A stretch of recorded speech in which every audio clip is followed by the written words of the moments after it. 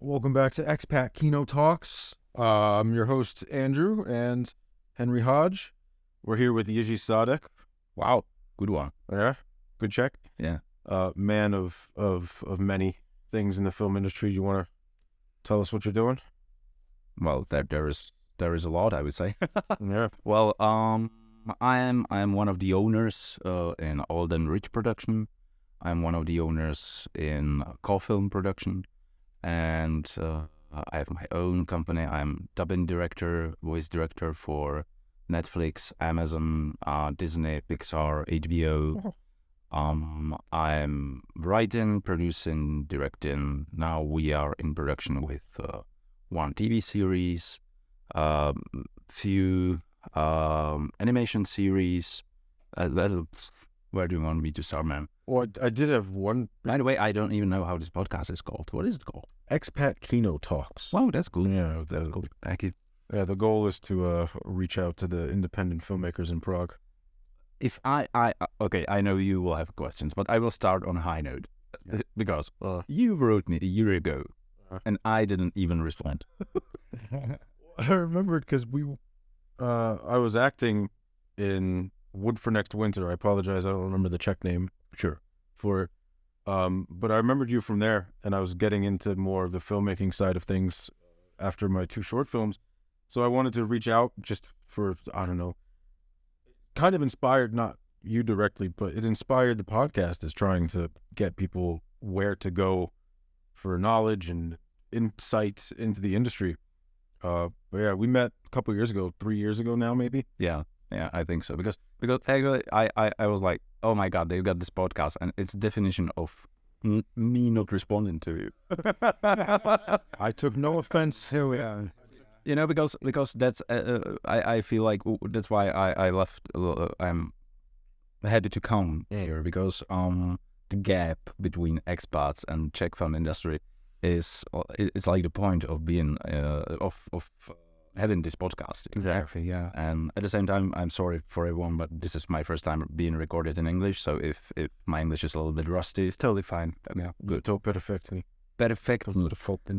So I didn't respond to you because I get these requests like 15-20 times per month. Sure, I imagine that's what I get. What I assumed. I was like, he must get this shit all the time. Almost every day there is somebody, and for me, first of all, you can't answer them all, and at the same time, I have to say it gives me a lot of pain to write to someone like, no, sorry. Right. Even just those 2 words are so painful for me. Sure. Because there is so many requests. Yeah. I mean, you only have so much like mental energy in a day. And like every time you're like responding to these people, it really takes away from your mental energy. I'm sure you have all these creative projects going on. So you need to obviously. So I think it's very good to have this podcast, you know, because you can close the gap a little bit. Yeah, that was definitely the goal. Yeah, like kind of me and him, I've got to this like bit of a position where like, for example, I'm like really connected now with a lot of really nice Czech producers and filmmakers. And that's been like a big struggle for a lot of expats trying to come here and get involved, is that it's quite closed.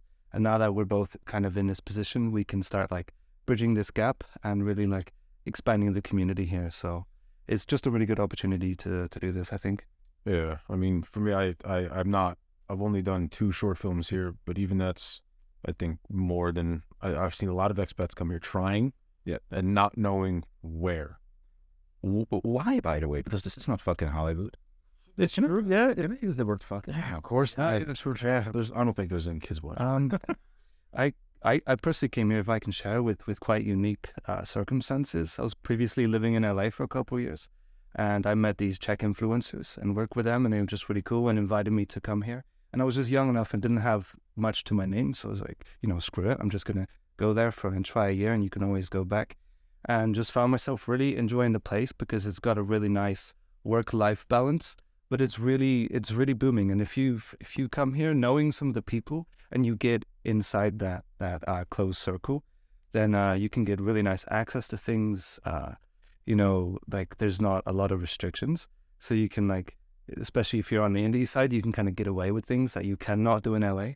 Like even if you show up to a park in LA, you've got park rangers immediately shutting you down, no matter what. But even if you got a tiny DSLR, you got people trying to shut you down right away. So Yeah, here is the law. If you don't have your camera on a tripod, you can do whatever you want. Simply. Sure. If you're not in a front of, I don't know, private building, which is architectural miracle, you can do whatever. And the guerrilla filming in Europe is much friendlier. But yeah, I would just say like it's much less competitive, and it's just such a nice city. Like I just never get tired of it, and it's really nice like when you're not filming to be able to switch off and be able to go in a coffee shop where not everybody's talking about film all the time, because like in much more like film cities, like you just can't get away with it, and just everybody's talking about how their uncle's mother's brother is related to Leonardo DiCaprio or something. Maybe not that dramatic, but it's just like everybody's like, a lot of people trying to prove themselves, always talking about film, and it's really nice to have this switch off and be able to chill. I think the gap here is just from, I mean, I think it's language also. I mean, here not speaking much Czech, and then it's tougher to even get a job. Like I'm a writer, and I can't write in I Czech. didn't know you were a writer. Yeah, I got a lucky break with the producer Jiři, and I wrote one for him, which led me to writing and directing my second short myself. But here again, people just don't know where to go or who to talk to, or I mean, you can go to groups. Like there's a great screenwriters group that I attend, but it is a lot of people who are just aimless. And so that's what we're hoping to do here, is to bridge that gap a little bit. Sure. And getting people less intimidated of going out and networking. Yeah, I think there is a very similar struggle to writers and actors and directors, as workers, Czech workers actually. And in your case, it's their problem plus language. Yeah. Because people for hire have these. I was talking with some actors and actresses, and they said, well, being an actor is so passive role, because you are always waiting to be hired or being spotted by someone. Yeah, you're always waiting, or you're always asking someone. Yeah, but for someone's attention. But there is so many people. So my advice would be to ask yourself whose life I'm making easier, and whose life I can make richer, and who will pay less money for me, who will save money on me. Sure. Well, as with you in your position, how would you be approached by a foreigner? What's a successful approach of a foreigner looking to write, direct, act, or anything, even cinematographer, DP? Yeah. I think with right now I'm working with a writer, Stina Agro. You probably know him. Yeah. And I think we found his place in an industry, like in between Czech industry and foreign industry. He's a great example. He's a great example of that, because we started working on I don't know what was it, but it was a writing job, and we were looking for co-production abroad. Oh. And when you have a Czech script, and you translate it. Sure. It's translation. It's not. You need it fine-tuned. So it's not English script, and so nobody in abroad can read it really, because it's technical translation. So what we discovered, that we can write synopsis, treatment, or something like that, and Steam can write it. Right. So now we are able to co-produce it with foreign. Yeah, definitely. So he's like the middleman in between cultures. Right. Cool. Which is cool. And necessary. Yeah, and necessary. So because translating Czech script and English to English and backwards and to make adjustments, it's so pain in the ass. It's so tedious. Yeah, it's really and it's expensive. Yeah, if you have some adjustments in with Czech writer, in Czech script, you have to find what those adjustments are. You have to incorporate it in English version, etc. So it's bloody expensive if the Czech writer can't speak or write English, which is almost never. Yeah, I did a translation job one time from Czech to English, and the person, I basically just Google translated the script, and then tweaked it from there and fine-tuned it, and some things have to change pretty drastically to make it work. But I think in case of Steen, right now he's got credit in animation feature film as a writer. Yeah. And he's writing TV series for oncological kids patients with us. Yeah. Which is cool. It's called Baldies. Yeah, I wanted to ask you about that. Yeah, it's a great show. Well, it will be. It's still in development. He said, you are saying development like grandpa from UK. It's not development. It's development. Yeah, I believe. Guy. Well, it's Steen, So I think for writers it can be like that. Or for people from the DP crew. Well, I think it's a complicated question kind of, because you can work for production service in here, as you probably know. But sometimes production service needs people fluent in Czech language because they have to communicate on the set. They have to if the communication artistically. Yeah. They have to be able to talk about lighting, movement. So that's the technical stuff. Yeah. Really tough. So I think it's quite tough, but at the same time, if foreign production wants to hire people from Czech Republic who are not fluent in English, that's a problem. But you have to probably be fluent in Czech, yeah. I don't know, what is your experience?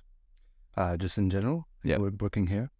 It's been quite interesting, and I've really found my place here and what my dynamic was, because I kind of came here with those kind of like musicians and influencers, and it was cool for a little bit, but I didn't feel like I could really expand too much with that.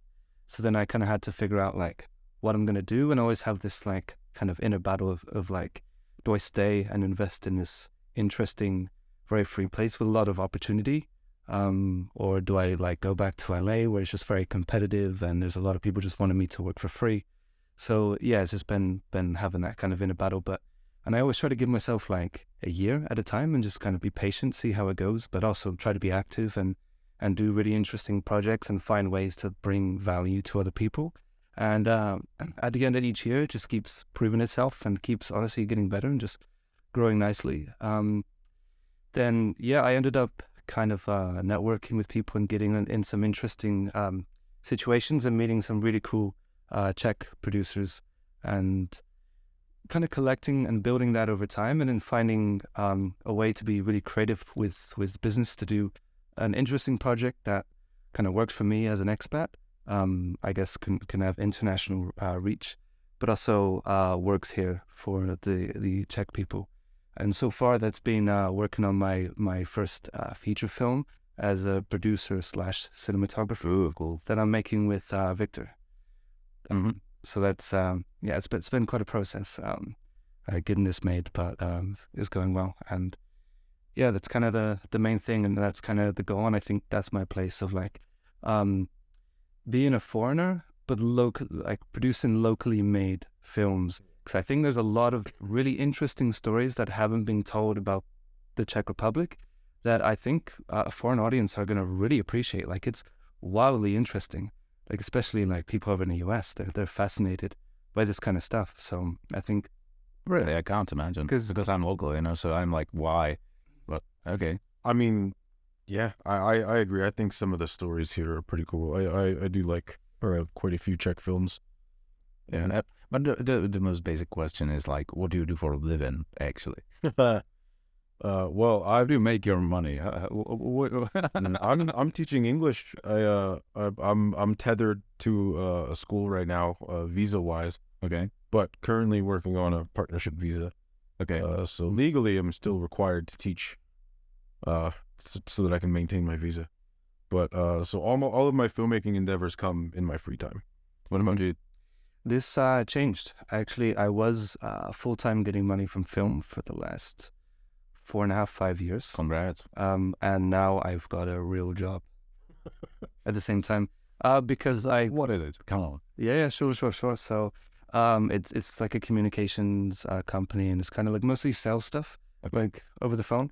But it's like a solid backup. Like if I ever like need to take a step back from film, I can go get a job doing that, and it just Because this is the bloody gap, Sure. This is the gap. Like I am teaching English, but I'm actually a writer. So okay, what do we do about this? Yeah, it's tough. I'm not fully comfortable even introducing myself as a writer or filmmaker yet, but for the purposes of this podcast, I think it will never leave you, even if you do some films. yeah, even if I'm directing a Netflix film, I'm sure I'll still feel weird about it. But I feel like a fraud and imposter all the time. yeah, it's interesting. because that's something that's really weird, like sinking into your own boots and having that imposter syndrome, and as you're expanding, like, so you still feel this. Absolutely. Yeah. Yep. Yeah. Interesting. Good to know for the future. You directed Geislerova. Yeah, I know, but Film. not. It's like when other people can say if you are a producer and director. Sure. If you introduce yourself like that, it sounds cocky. Sometimes you just have to. Sometimes you just gotta just experiment with. It's got to be a balance, because at the same time you also got to claim it. Well, at the same time, but Sure. I totally get that. We are weird, we are self-pity nation. So Yeah, but no, you don't go around saying like, I'm a good cinematographer. You let other people say that. I'm a good. No, I don't know. It's real weird when to flip the switch, but I try to consciously experiment with it and be like, you know what? No one knows me here. I'm gonna say it. Mm-hmm. I'm gonna say I'm not an English teacher today. Well, if I would immigrate to, I don't know, Canada, I would probably say, well, I have a good established. That's the thing. You just got to pick and choose your moments. Yeah, I would try. Yeah, it's fun because it's. I mean, I picked up recently a screenwriting award for a script that I wrote. Cool, and it felt really cool. It was at a Czech festival, but then also I got an honorable mention at the New York Script Awards, which is pretty big. So I was like I felt pretty good about it. But I'm like, where do I even fit that into conversation anywhere? You don't put it on your resume. It's strange. Do you know many people can want to get to LA? Actually, it's like the goal, film life goal. It's such a weird illusion. Yeah, it is. I was there. Why? Yeah, no, thank you. You were there? I had an agent in there. How was that? My agent was Ty Duncan, and Mark Williams. They are producers of Ozark. Good show. Yeah, big show. And it was really cool, but yeah, we separated. No, just because COVID times, and I was like, no, I can't have this hope in my head. So I just wrote them, look, a lot of people in LA is fired right now, so I'm sorry, but yeah, thank you. Sounds like you left the door open though to go back. Yeah, I probably could. Yeah, I probably could, but LA is too hot for me. I would say. Temperature? Yeah, temperature. Yeah, I am like Scandinavian type. So Yeah, literally. It's kind of like you're living in an oven. yeah, Like 20 it is. And there's not many films done in there anymore. I think it's like agency city. Yeah. So Quite possibly, yeah. yeah, everyone is doing Depends. films in Canada, in Toronto, Quebec. Big films are going out because of tax incentives, and it's cheaper to fly everyone out. But indie films, that's the one thing that was cool about there. It's like all the indie people are just filming all the time. So culturally, I can imagine. in that way, it was cool. But then financially, very frustrated because they've got more of a mentality of like, we're just gonna do it, but they don't really think like how they're gonna like financially support the project, like a lot more than here. Whereas like here, I find that people have a really good business attitude and financial attitude to a project. People just immediately understand that if you want to do something, you need to invest yourself, you need to get some sponsor, you need to like get something working. And so that's really nice, because when I've been approached with any project, there's always some level of kind of like financial respect going on. So honestly, I've had a much better experience here than over there. But okay. That's cool. That's cool. Sorry, I probably absolutely ruined your concept, right? Because I'm asking questions a lot. but that's because I don't. Conversation, you know. You know, if I would have benchmark episodes I could listen to, I would actually. But I'm really interested in you guys. You know, so I mean, this is just a free-flowing conversation. I do have questions for you. I wanted to ask you if it's a coincidence that Baldies and Wood for Next Winter both involved a terminally ill person. Was that just a coincidence? yeah, that's just the coincidence. Okay, I didn't know if this was like a passion of yours and stuff like. Yeah, cancer is my. I didn't know if you had personal experience or something. I didn't know. Yeah, it's coincidence. Yeah, because I studied at the Film Academy of Miroslav Ondříček, DB of Miloš Forman, director, and it's my alma mater. Mm. Yeah, I love that school, but at the same time, it's far from Prague, so the school has some regional issues, let's say. Gotcha. I would say it's like Prague FAMU can apply for Czech Film Fund. Right. My film, where I studied, they can do it too, but they don't know how. So I helped them to apply for Czech Film Fund. You continue to help them, or I continue to help them because I think if I won't, the students from that school will have different chances at the end of their studies. yeah, I mean, Than FAMU. a disadvantage to competitive Disadvantage, you know, competitive disadvantage. So I feel like it's my duty to help them somehow. It's nice. And give it back to school because I know how I felt when I was studying there. So I help the school every year. This is third year in a row. We missed some films because they had different productions, but Wood for the next winter was one of the cases. Yeah, I wanted to ask, how the hell you guys got Jiri model for a student film? Kano, the director, wrote him.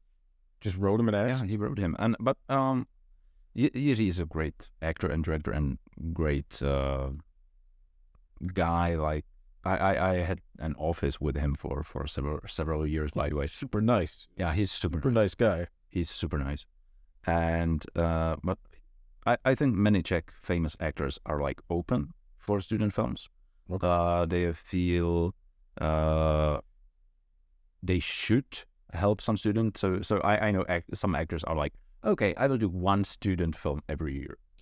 Okay. Well, I didn't even know that was the mentality, though. I didn't know That's pretty cool. Yeah, and so they do like one film every year for students, and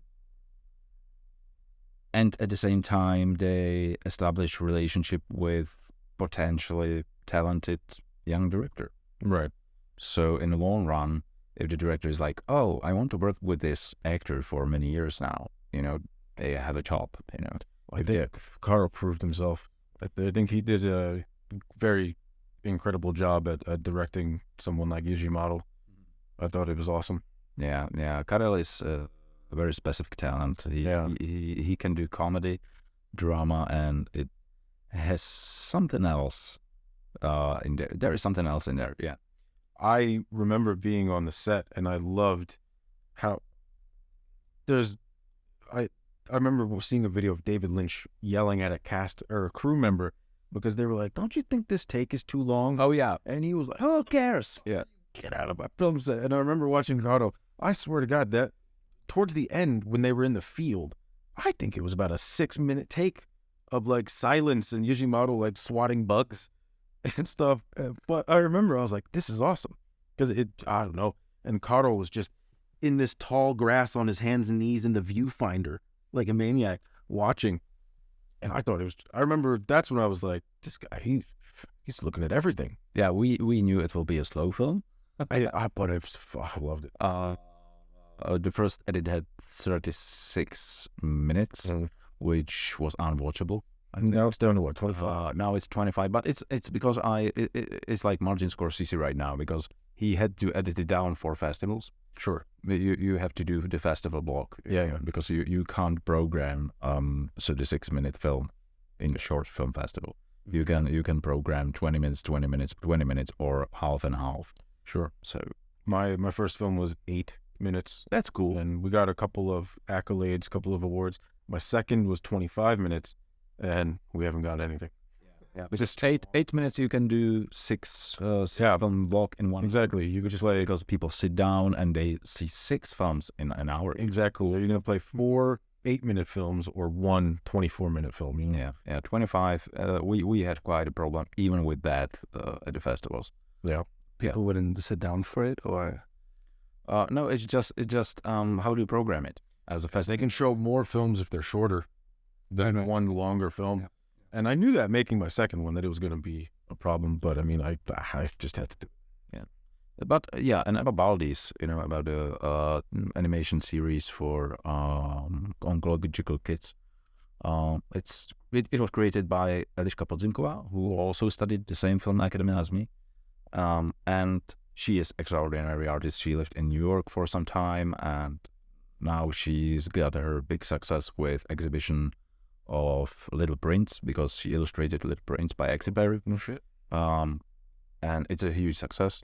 I think it's the most sold book right now, I think someone gave me a copy of it, like, and it's really beautiful. but Beautiful. She Czechs love the story. how do you say collage? How do you say the mixed technique of The photos? collage. So she's making these. She shot some photos on the Iceland, and she painted over. Oh, So it's very cool. that's a cool. Yeah, and Painted all the pictures. and she approached us with her idea on Baldi's. She had different producer in those times, but she came to us. Like, she transferred, and we managed to make very successful crowdfunding. We crowdfunded like 3 million crowns, I think, Nice. which is cool. And a lot of people were engaged, and a lot of celebrities was in our campaign. Yeah. They came on board. was that crowdfunded like locally, Czech Republic, or internationally? Czech Republic. I think Czech Republic is really good in crowdfunding. We have a tradition in this. Really interesting. Yeah. Just because I've kind of talked to some people before that were like really pessimistic about Czech people giving money, but this kind of proves the opposite. So. No, but I think there is a big tradition in crowdfunding. Yeah. Because the National Theatre. Yeah. So there is text národ sobě, which means nation to itself, because the National Theatre was actually crowdfunded.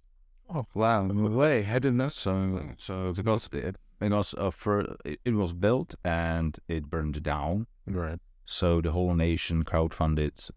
Shit. And the National Theatre was built from. I never told you that. And I think and you learn this in a school when you are a kid. So I think it's in the roots of Czech people to crowdfund, actually. So for just a support in general, like, it's definitely a really interesting place for its history. So if we have a show like Baldi's, there is a common good in it, because we want to help. It's educational. To help kids to understand what they are going through, because sometimes it's not about cancer itself they are afraid of, but the hospital, doctors, and everything. Socially, I'm sure. Yeah, so because doctors, they have no time to communicate with kids, what they will go through, because they have full hands of work. Traumatic. Yeah, and so the series should substitute this communication. So I think the Czech nation is great in crowdfunding if there is some common good in it. Yeah. Right. Well, yeah, I mean, If you have just the cancers are great. I think genre stuff is also good. Horror films, Right. Yeah. maybe role playing, niche communities. But if you have just, I want to make a film and please give me money. No. I mean, yeah. Well, anyway, yeah, you gotta have a good reason. Yeah, but now the biggest struggle of ours is that our show, the animated show, takes so much time, and people, our backers, are not patient. You know? And They- I don't blame them. I don't blame them because it's understandable. It's like 2.5 years from the crowdfunding, and we still don't have the show. But it takes so much time. Yeah. So Yeah, like animating, that's much more of a long process. and we have to speak with all the doctors and associations because we would love to put the show online for free for kids everywhere. Mm. So if you speak with any broadcaster, TV broadcaster, yeah, you want to put it free online? No. So why we would give you any money? So, but that's the fucking point, you know, just to get us to the kids. help the kids. So what are we talking about here? So yeah. And how was that experience? Convincing those people to support you? In a non-profit sector, you are okay. In profit sector, you have some issues because profit sector, they have their own agendas.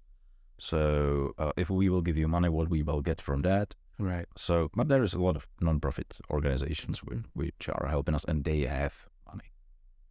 That's cool. Okay, if you don't mind me asking, could you tell me about like the process of how Old and Rich started, like why you made it, that kind of thing?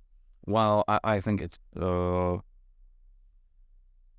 old and rich. I love my guys. It started only as a workspace, I would say, because there was 6 of us, and we didn't want to work at home. Because we studied at the film academies or photographic, audio, visual schools, whatever, and in my case, I didn't have a job after school. I was a successful student, but after the school, I didn't know. I knew shit about networking. I knew shit about financing or funds, or I wasn't educated financially. Right, you knew how to make a film, but you didn't know where to make a film. So there was a lot of stuff I didn't know. But what I knew, I don't want to work at home. So we rented a workspace. Actually, Old and Rich was on a street, Old Jichova. Cool. Old Rich, you know, that's like the first name. So first asked about the name first. So we just rented a workspace, and after some time, we started to work on the same jobs because someone brought something, and we gave him percentage profit, you know, like you brought it, so we will give you money. And after some time, it was like, oh, we probably should have the same accountant, we will save money. And after some time, well, we should have a same lawyer, so we save money. And grew. So it just grew. And after some times, because I'm not production manager of our project, what happened, clients started to call only our production managers. So we were like, oh, but we can't give you percentage profits because now you are not bringing that project, because now everyone understands us as a group. So we established the company. And yeah, It sounds all so smooth. yes. No, well, it wasn't. Yeah, A lot of pain, you know. It's like the iceberg meme. yeah. There is a lot of underneath. You only see the success. Yeah. There is a lot of starving and not having money for rent, and keep the temperature in your room low so we don't pay a lot of money. So you guys Down. went through a lot of struggles. Yeah, there was a lot of struggles. But I think we started to organize ourselves as a group. And for example, for a long time I was the only director in a company. But first of all, when you establish a company, you become manager of the company, because there is marketing, there is sales, you have to visit a lot of agencies, you have to there's a lot of tasks you have to do. Sure. So being a manager occupies your time when you can direct anything, something, you know. So after some time, I was like, look, if we want to be competitive, we need to recruit more directors, and it was my task. So I recruited like 12 directors. I had to swallow my pride because now I want to direct everything, you know. So I have to share my bread with someone, but it was so relieving at the same time because we could reach more opportunities, we could reach more agencies, and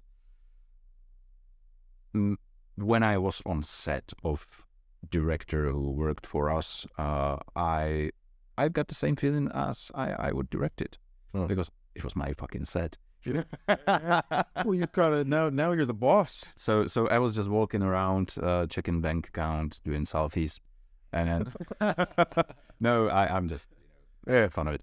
But it gave me the dopamine as I would direct it. Yeah. Are you still? It was, but at the same time, I wasn't so stressed because I wasn't directing it. Sure. You know, as the directors. Are you still interested in writing and directing? Absolutely, yeah. But I'm directing a documentary film. I actually last week I was shooting my true crime. It was tough. Is this a Czech true crime story? Yeah, it's Czech true crime story. It's documentary. I can't talk about it much because it's not out. It's not campaigned. But I've spent 4 days with the mother of the victim. Oh, So it was tough. oh, yeah. That sounds heavy. Yeah. Well, I'm intrigued. So it should be released, I don't know, in 2024. Okay, very cool. Yeah, keep an eye out for that. And is there anything else quite interesting that you're working on right now that you can talk about? There's so much stuff. But as a director, writer, producer, Aldrich, or what? Well, I'm interested in the Netflix stuff. You said you're doing all the casting and stuff for Netflix, or You mean dubbing the director? voice dubbing director? Yeah, voice dubbing director. But it's localization. I don't know if do you want me to talk about it because you don't speak Czech, so you cannot. Oh no, I'm not. Yeah, I can't help you at all. No, it's just I'm also a dubbing director. I'm not doing that every day now because we've made like 1,500 titles in last 8 years. So that's a lot. So I'm a little bit overworked. So I'm keeping my distance from that for now. Well designed. I was working on The Rings of Power, The Lord of the Rings, Sandman, The Crown. I was dubbing director on Finding Dory, Beauty and the Beast. What else? Yeah, there's a lot. Well, What damn? what to say? Osiris. You've been busy. Yeah. It was my daily job until now I'm more focused on our companies. Is the Baldies the priority right now? I don't know if it's equal with some other projects. Yeah, but Baldi's is the most moving one. Sure. And we have one TV series called Bananas. In a production, it's actually shot nearby here. You can visit us on set if you want. We've built a small supermarket for that. So, Built the small supermarket. yeah, the groceries was to get all the groceries for the shop was horrible. Are they all like you got like plastic stuff or No, it's real. you filled up real produce? Yeah, no, meat and fruit and vegetable is plastic. Yeah, but you had to get real products. Yeah, That's yeah. We've got some from food banks and other stuff we had to buy. And there is one guy who is doing his business with groceries, which will soon expire. This is the stuff like where I think that like young independent filmmakers in Prague could learn from is that like you can reach out to somebody who has expiring goods and you can make a deal with them to get it if you need it for your film. Yeah, so we've built a little small supermarket there. That's really cool. Yeah. That's really cool. Just getting out there and doing that kind of stuff. And what do you think? Do you think people should just grab a camera and go make stuff if they want it? I think there is a risk in that, but you should do a little bit calculated risk. Sure, calculated risk. Calculated risk, so it won't ruin you. Right. Because if you it can what can easily happen to you? You will want to do some bigger project than you can handle, and you will spend all your money on that. Right. and you will try to get from that situation for many years, and it will slow you down. So yeah, I'm absolutely for go out there and make a film, but be careful if it could slow you down. Sure. Yeah. Also, from my experience, I think the best what you can do as an expat or any worker for hire, as I said, whose life you are making easier, who can save money on you, and if you are able or open to build a system. Because if you are only worker for hire, you are one of many. Sure. But if you are, for example, editor, okay, can you establish editing house? Can you have editing assistants for editing? Can you have DIT for location?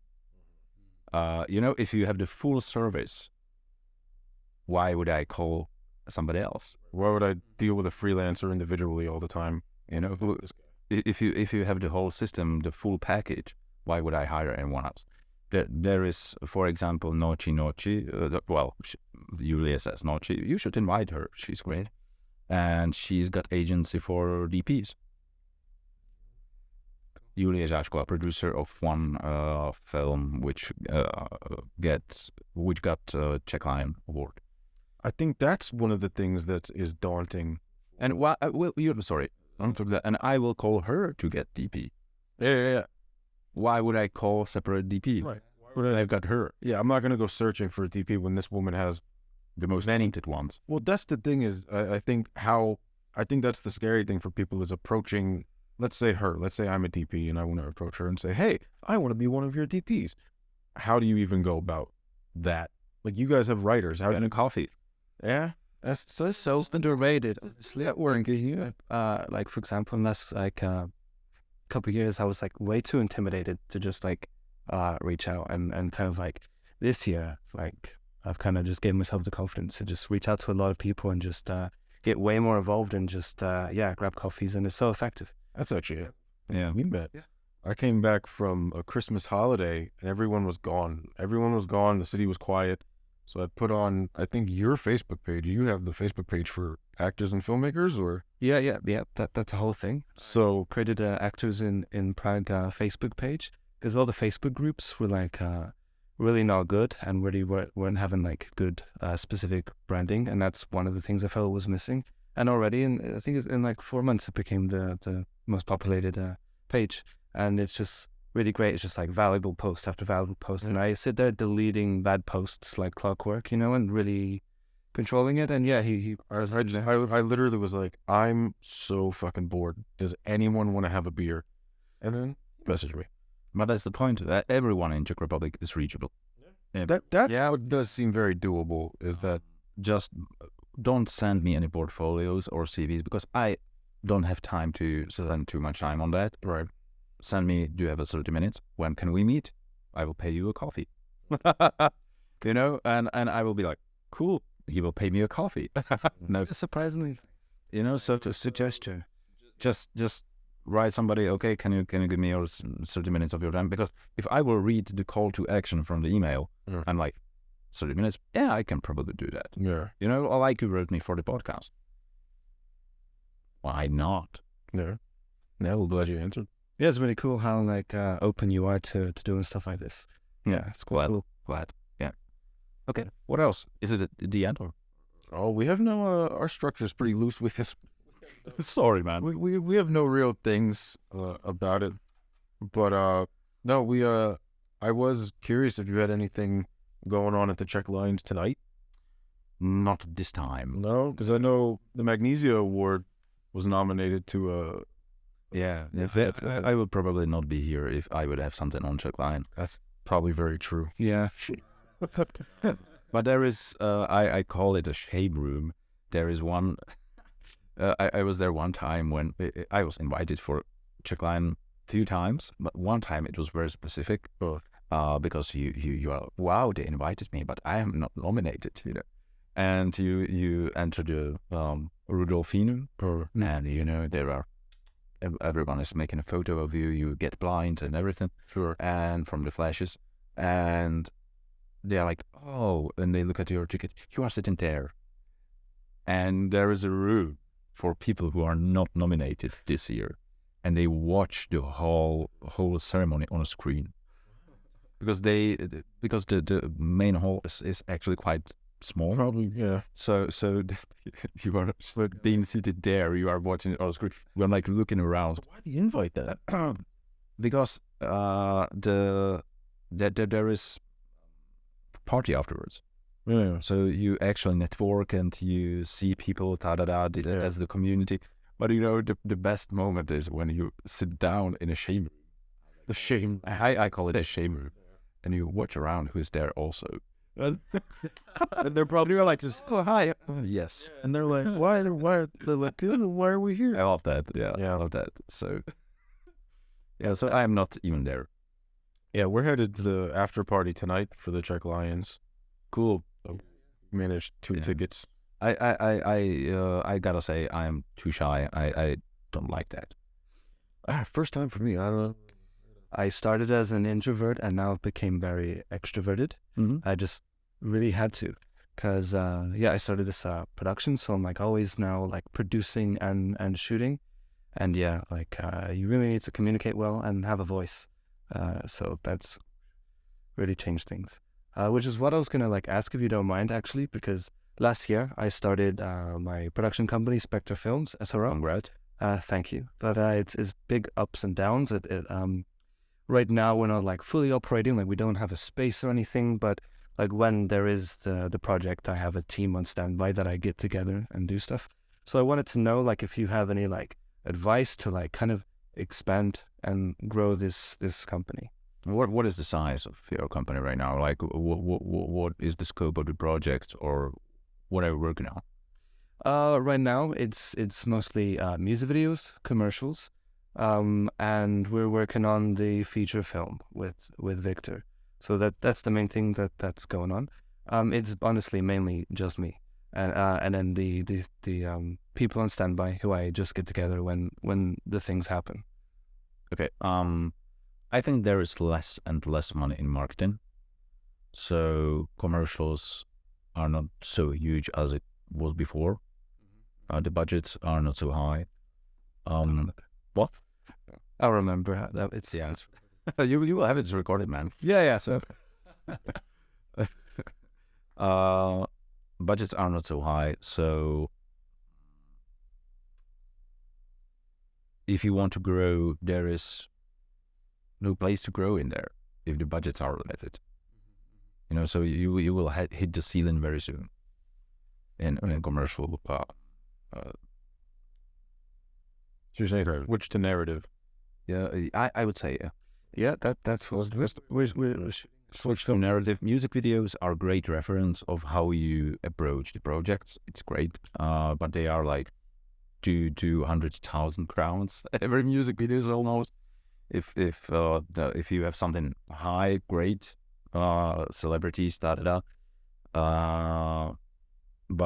commercials, I think the ceiling now is like 3 to 5 million. Previously it was like 10. So you will hit the ceiling very, very soon. And so switch to narrative, focus on writers, focus on development, focus on... I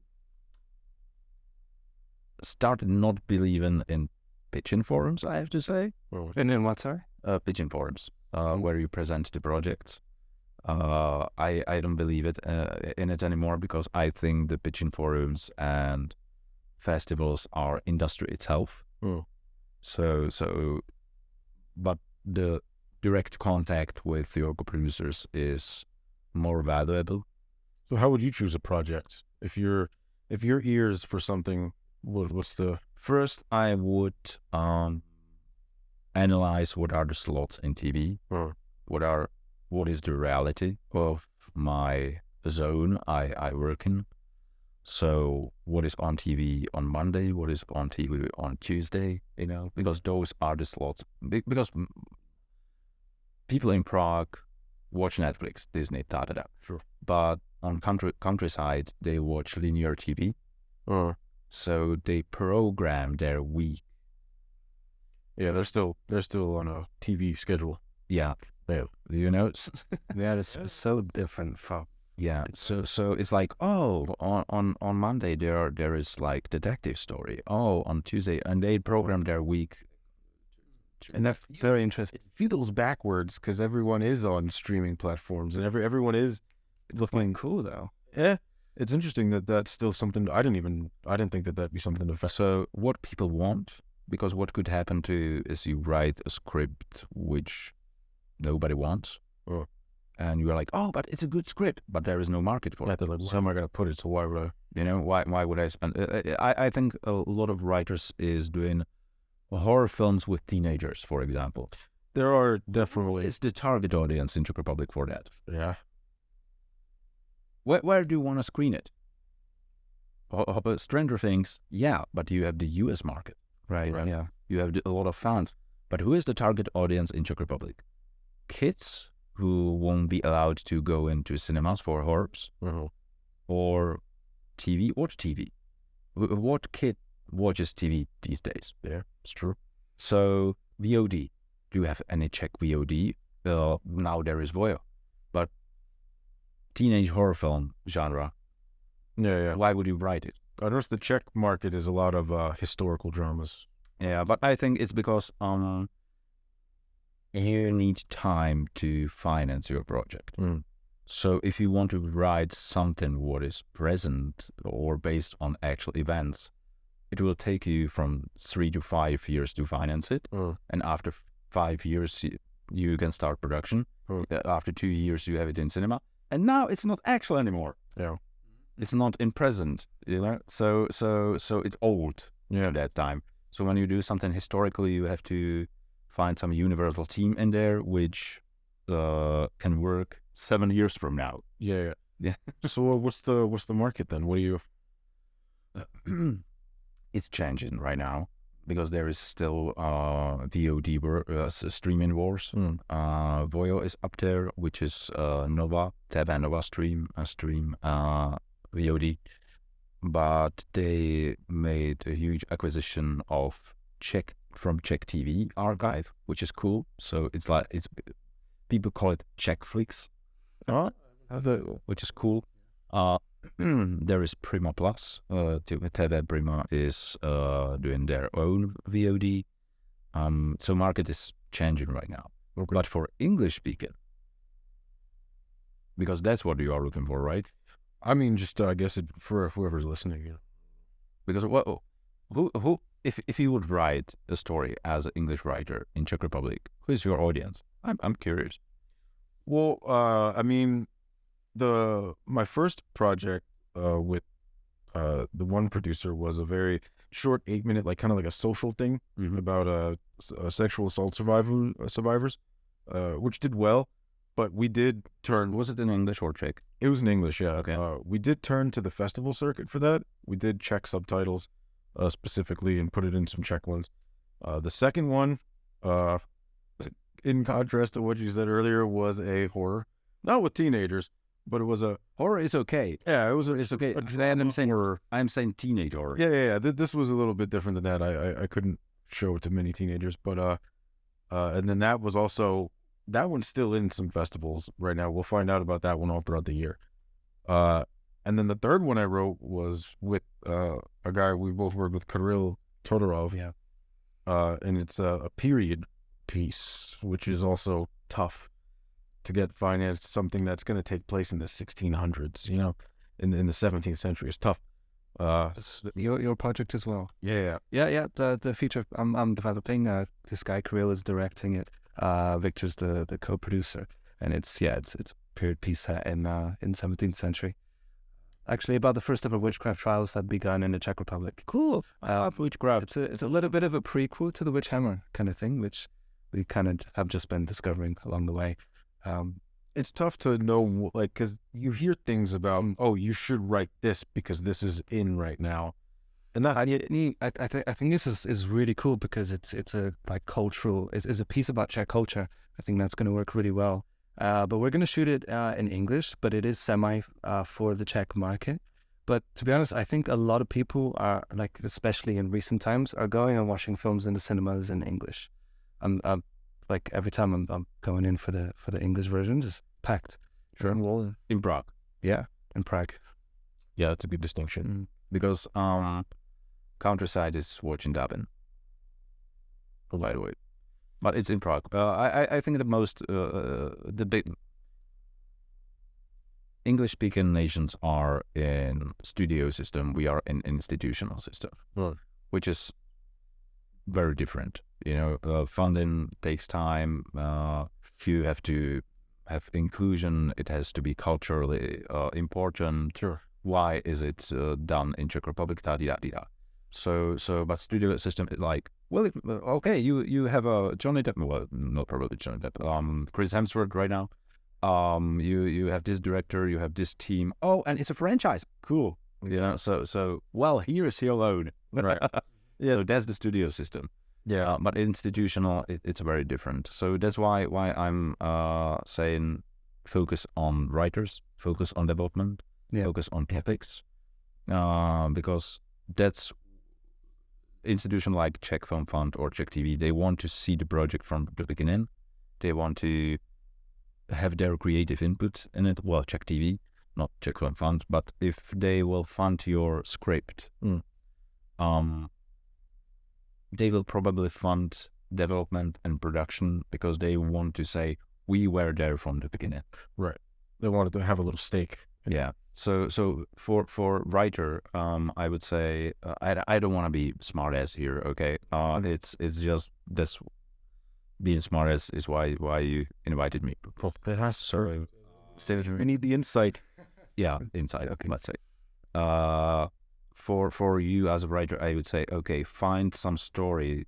If you want to work on a project which will be screened in Czech Republic, okay, not only internationally. Find some project which can be mix of Czech and English. Find some Czech writer you can write with. Write it half. So you do it like a cultural comedy or cultural horror. Yeah. You know? I've had a couple. I mean, there's, you know, a Hostel. Look at a Hostel. Jesus, fuck. You know? Yeah. Anytime my girlfriend loves to, we like to go around to all sorts of castles. I love castles. There's no castles in America. So I go all over the country looking for castles. Yeah, we have only fucking castles. It's awesome. I love it. And I always have these dumb ideas of like, oh, that'd be funny. Like an English-Czech mixture of things. Like imagine a stupid American getting lost on a Czech bus to Velhratice or something, and just dumb shit like that. But I do have one project that I've been writing for a while now, a feature that is, I want to write it and get it fully translated into Czech, which is weird because I don't speak Czech very well. So I do want to write it and have it fully translated and just make it a Czech project. And it's just a story that I think is just fun and original. So I'm working on that. But yeah, and that, to me, that's a good thing, you know. Is there anything else you want to add to what's going on? Well, you mentioned castles. So now I have to jump. This is a nice bridge to castle to castle. There's actually a huge project with the race cars and Red Bull. Yeah. We worked on biggest Red Bull commercial done in Czech Republic, which was F1 going through the Czech Republic with Sebastian Coulthard, the F1 pilot. And yeah, it was huge because we actually went with F1 over the Charles Bridge. That's right. I was saying all the stories. Yeah, so It's amazing. we were with F1 in front of the Prague castle. So Permits for that. and it's so loud. Yeah, noise permit. Yeah, we had it all, and we had to close several streets because when F1 goes, it goes. So Sounds fun though. yeah, but we had it was 6 month preparation. Wow. 150 people on set. We the most I think we won't do so difficult stunts like this in the future, because we had F1 2 meters above. We had a plane upside down, and we were shooting it from the helicopter above the plane. So we had F1 plane and helicopter at the same time. Sounds simple. How do you want to sync it? You know, it's like when you are saying into walkie-talkie, okay, F1 starting, okay, plane started, oh, we have pilot. So how did you do that? I don't even know really. I was just checking the bank account and making selfies, as I told you. So no, it was like the biggest stunt ever, if you can imagine. Is it out? It is out there. You can watch it.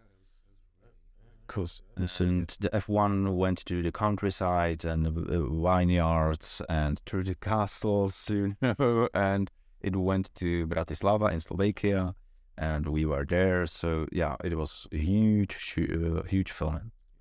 The most bizarre experience, I think, is when there was a rain and we couldn't shoot in the rain. And you go to your client and you're like, could you like reschedule the private jet for F1 team? You know, and they're like, well, that's expensive. And we know. It's like, I know, but it's raining. But it rains. We can't do the shots, you know.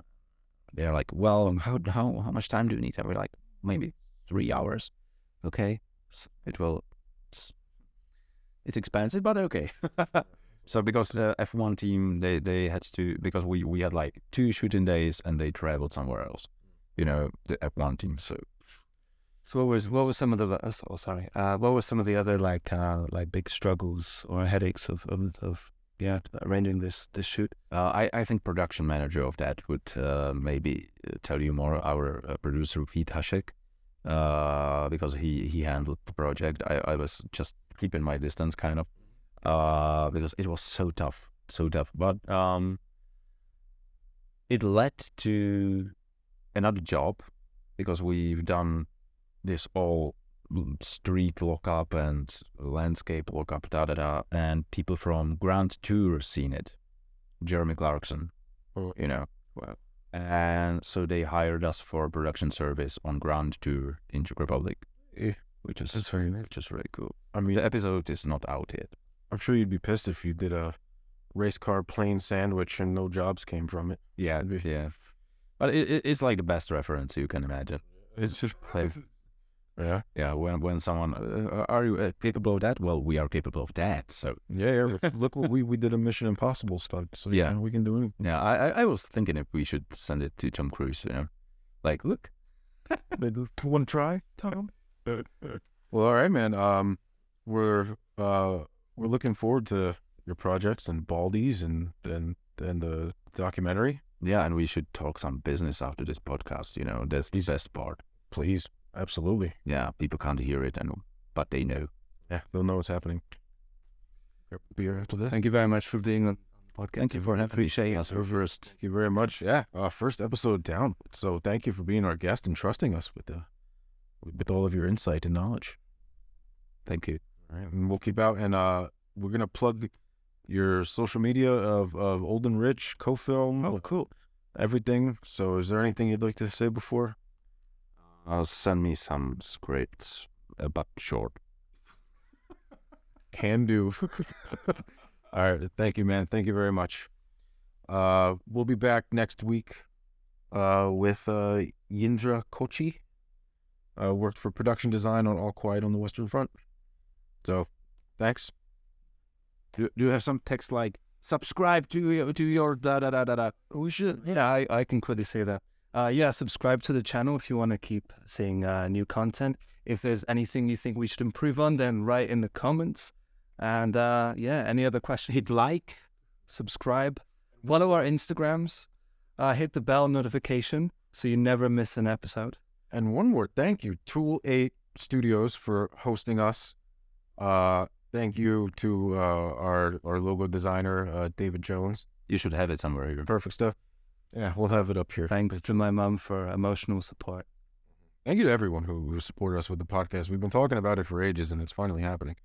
I was actually joking with